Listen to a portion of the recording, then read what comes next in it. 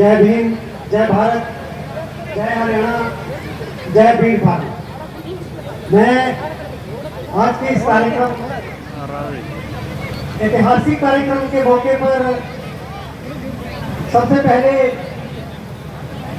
इस गांव की सरपंच ममता भौरिया जी का हार्दिक अभिनंदन करता हूं और पूरी पंचायत का और पूरे फीड फार्म गांव का, जिन्होंने इतना ऐतिहासिक जो कार्यक्रम है ये किया। और भारत के अंदर जब पहली बार ऐसा हो रहा है, पहला स्मारक बन रहा है जिसका सेहरा इस फीड फार्म गांव को के सिर पे बन रहा है, इसलिए मैंने कहा जय फीड फार्म। साथियों, ये जो अभी आप सुन रहे थे चुन्नीलाल जी के बेटे धर्म सिंह जी को, इन्होंने जो एक चिंगारी सुलगाई थी चमार रेजिमेंट को, अपने समाज के लोगों को पता ही नहीं था, तो लोगों तक पहुंचाने की जो इन्होंने एक बीड़ा उठाया था, वो चिंगारी एक पूरी आग की तरह पूरे देश के अंदर फैल चुकी है। और आज पहली बार उसका एक स्मारक जो है वो भी जहाँ पे स्थापित हो गया है। तो ये एक मैं इस मौके पर पूरे देश के चमार समाज के लोगों को मुबारकबाद देता हूँ। और जहाँ तक चमार रेजिमेंट का सवाल है, मैंने जेएनयू से चमार रेजिमेंट के इतिहास पर पीएचडी की और मैं समझता हूँ कि ये चमार जाति का पहला मार्शल इतिहास है। इसके अलावा कोई मार्शल इतिहास चमार जाति का नहीं था। चमार जाति पूरे देश के अंदर दलित समाज की सबसे बड़ी जाति, और उस जाति का कोई मार्शल इतिहास नहीं था। तो सबसे पहले 2014 के अंदर मैंने जो जिंदा सैनिक थे हमारे हवलदार चुन्नीलाल जी, दफेदार मेजर जोगीराम जी और दफेदार धर्म सिंह जी, उनसे मिला था। उनके पास जो कुछ ओरल हिस्ट्री मिली, उसके बाद उनके पास जो कुछ भी मटेरियल मिला, मेडल मिले, डॉक्यूमेंट्स मिले, मटेरियलिस्टिक हिस्ट्री जो सामने आई, उसके बाद जब मैं पीएचडी कर रहा था तो पूरे देश के अंदर जम्मू से लेकर के यूपी, बिहार तक, हरियाणा, पंजाब तक, हिमाचल तक, उत्तराखंड तक, तो मैं पीएचडी के दौरान जितने भी हमारे 45 शहीद हुए थे, उन शहीदों के परिवार खोजे। और मैं इस बात को लेकर बड़ा हैरान था कि हमारे कम से कम 12 परिवारों ने वो जो शहीदों के ट्रंक आते हैं आर्मी में, आर्मी वाले भेजते हैं, उसमें आर्मी का सारा सामान होता है, वो शहीद का सारा सामान होता है। आज देख लीजिए कि 1945 में वो लोग शहीद हुए और आज तक वो ट्रंक उनके घरों में है, आज तक संभाल के रखे हुए हैं। तो मैं ममता भौरिया जी से अपील करूंगा कि जहाँ पे एक म्यूजियम बनाए और वो जो ट्रंक लोगों ने रखे हैं, वो जो मेडल लोगों ने रखे हैं, वो जो डायरियां लोगों ने रखी हैं, वो जो डॉक्यूमेंट लोगों ने रखे हैं, उसका एक जहाँ पे म्यूजियम बनाया जाए, ताकि पूरे देश के लोग इस गांव में विजिट करें, जहाँ आके देखें। एक ऐतिहासिक एक स्थल बनने जा रहा है ये गांव। उसके अलावा चमार रेजिमेंट के आज रास्ते में है, अभी पहुंचने वाले हैं। अभी मुझे फोन आया, चंदन सिंह जी एक सैनिक हुआ करते थे, उनका पूरा परिवार जहां आने वाला है। और चंदन सिंह जी चमार रेजिमेंट के पहले विद्रोही थे। मैं इस मंच से उनको नमन करता हूं। जब मैंने सरकारी फाइलें ढूंढी थी मिलिट्री के आर्काइव से, जो आरकेपुरम दिल्ली में है, तो उन फाइलों में लिखा था कि एक क्लर्क हवलदार है, नाम है उनका चंदन सिंह, वो कांग्रेस पार्टी से तालमेल रखने के जुर्म में उनको गिरफ्तार किया गया था और उनके ऊपर केस चला था, जेल में रखा गया था, उसके बाद सस्पेंड कर दिया गया था। आज उनका परिवार जहां पे उपस्थित होने वाला है, और सबसे बड़ी जो कुर्बानी चमार रेजिमेंट के लिए दी है, जो चमार रेजिमेंट की वॉर डायरीज है, उसमें उस सैनिक का इतिहास दर्ज है। वो सैनिक है सोनीपत का देवक राम। सन 1944 में वॉर डायरी आप पढ़ेंगे, उसमें लिखा है, और जो मंथली इंटेलिजेंस रिपोर्ट्स होती हैं रेजिमेंटों की, उसके अंदर लिखा है कि सन 1944 में देवक राम ने आजाद हिंद फौज के समर्थन में अपनी बैरक के अंदर विद्रोह किया और अपने 2 ऑफिसरों को गोली मार दी।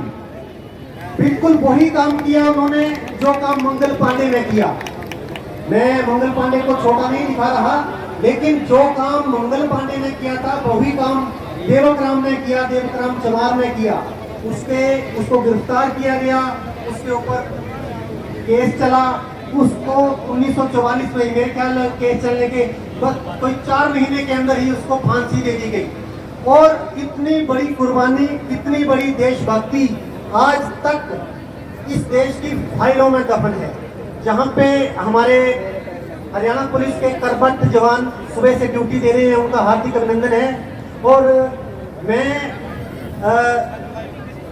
दावे से कह सकता हूं कि जहां पे जो कार्यक्रम हो रहा है, जहां पे सीआईडी के जवान भी उपस्थित होंगे, और उनसे निवेदन है कि हम इस मंच से इस देश के हुक्मरानों से अपील करना चाहते हैं कि देखिए, आप लोग आजादी के अमृत महोत्सव मना रहे हैं, लेकिन ये जो आजादी का इतिहास है ये अधूरा इतिहास है। क्योंकि जिन लोगों ने कुर्बानियां दी, उनकी कुर्बानियां आज भी सरकारी अभिलेखागारों की फाइलों के अंदर दफन है।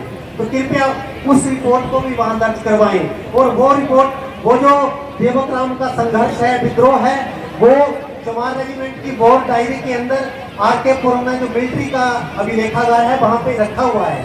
उसकी सारी फाइलें, उसके सारे कुछ मैंने पीएचडी के दौरान इकट्ठे किए थे। आज दिन तक उनको स्वतंत्रता सेनानी का दर्जा नहीं दिया गया। तो फिर हम कैसे मान लें कि ये जो देश की स्वतंत्रता का इतिहास है ये संपूर्ण इतिहास है।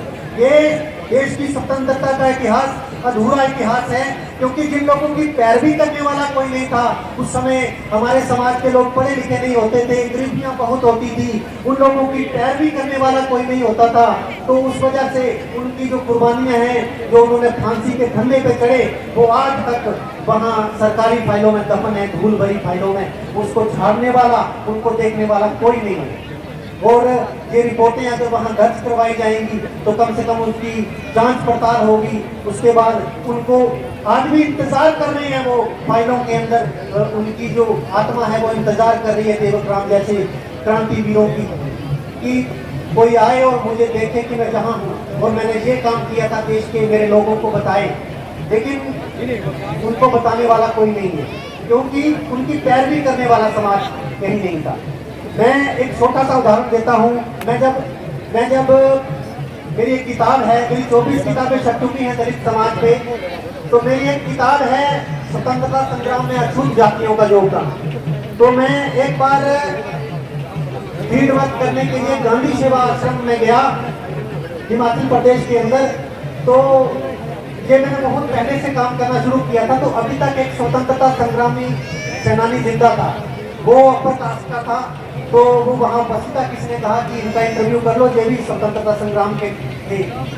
तो मैंने उनसे पूछा कि दादा जी आप ये बताइए कि आपने क्या किया था, आप स्वतंत्रता सेनानी की पेंशन ले रहे हैं, आपने क्या किया था ऐसा काम। तो जो पुराने बुजुर्ग लोग होते थे वो लोग सीधे सच्चे लोग होते थे, कोई राजनीति नहीं करते थे, जैसी बात होती थी वैसी बताते थे। तो उस बुजुर्ग आदमी ने कहा, 98 साल की उम्र के थे, उन्होंने कहा मैं तो जी स्कूल जा रहा था और मुझे किसी ने 5 पोस्टर दिए और कहा कि इनको स्कूल की दीवारों पे चिपका देना। मैंने स्कूल की दीवार पे चिपका दिए, क्लासरूम में बैठ गया। जब क्लासरूम में बैठ गया तो 2 घंटे बाद पुलिस आ गई। पुलिस वालों ने पूछा कि किसने चिपकाए हैं, सबने मेरा नाम ले दिया, मुझे गिरफ्तार किया, 2 महीने जेल में आया, जेल से छूट के मैं स्वतंत्रता संग्रामी बन गया। मैं उसके योगदान को छोटा नहीं कर रहा, लेकिन आप देखिए एक अपर कास्ट का आदमी 5 पोस्टर चिपकाता है और 5 पोस्टर चिपकाने के नाम पर ही वो सारी उम्र स्वतंत्रता संग्रामी की पेंशन पाता है और स्वतंत्रता संग्रामी का सर्टिफिकेट पाता है। और हर 15 अगस्त को जिले का एसपी साहब, जिले का जो है वो डीसी साहब उसको सैल्यूट करता है, सिर्फ 5 पोस्टर चिपकाने के लिए। लेकिन हमारा जो रेजिमेंट के अंदर 2 ऑफिसरों को गोली मारता है और नेताजी सुभाष चंद्र बोस जिंदाबाद का नारा लगा के जंगल में अपनी राइफल सहित बाहर जाता है, फिर उसको पकड़ा जाता है, फिर उसको फांसी के फंदे में लटकाया जाता है, उसका कहीं उस लिस्ट में नाम नहीं दर्ज होता। तो इसलिए हम बार बार जोर दे के कहते हैं कि ये जो स्वतंत्रता का इतिहास लिखा गया है, ये इतिहास अधूरा इतिहास है, हमें अभी बहुत काम करने की जरूरत है।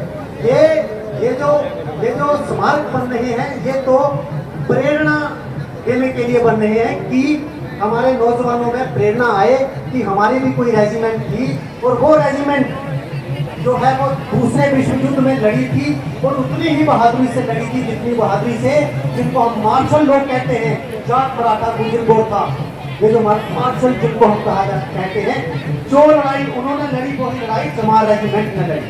कोहिमा का जो स्मारक बना है, कल ही मेरी बात हो रही थी हमारी दलित समाज की पहली मिनिस्टर दिल्ली प्रदेश की, जो Virendra Singh sir SP retire हैं, उन्होंने मेरी बात करवाई थी।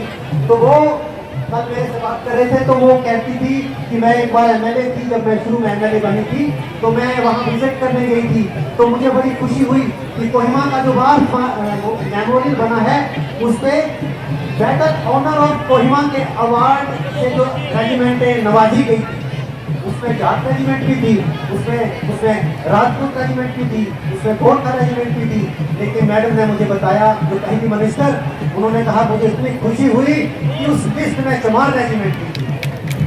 और आपको याद होगा इंग्लैंड के अंदर एक सर्वे हुआ था कि इंग्लैंड ने पूरी दुनिया में जो लड़ाइयाँ लड़ी, उनमें सबसे घातक लड़ाई कौन सी थी, तो वो